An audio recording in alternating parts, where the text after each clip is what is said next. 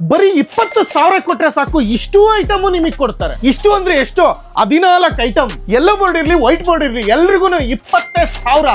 ಮೊದಲನೇದೇ diamond XIT system. ನಿಮ್ದು ಯಾವ್ದೇ ಗಾಡಿ ಇರ್ಲಿ ಆ ಗಾಡಿಗೆ ಸರಿಯಾಗಿ ಫ್ರೇಮ್, ವೈರ್ ಗೀರ್ ಕಟ್ ಮಾಡಲ್ಲ, ಯಾಕಂದ್ರೆ ನಿಮ್ ಕಾರ್ಗಿರೋ ವಾರಂಟಿ ಹೋಗ್ಬಿಡುತ್ತೆ.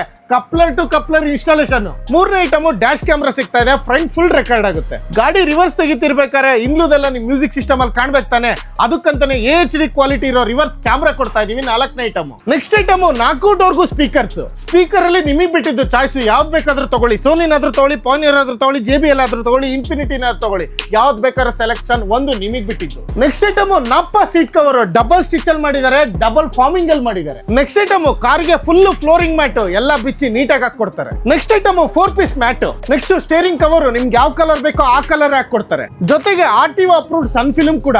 ನೆಕ್ಸ್ಟ್ ಡೋರ್ಗೆ ಡೋರ್ ಗಾರ್ಡ್, 4 ಸೈಡ್ಗೂ ಬಂಪರ್ ಪ್ರೊಟೆಕ್ಟರ್.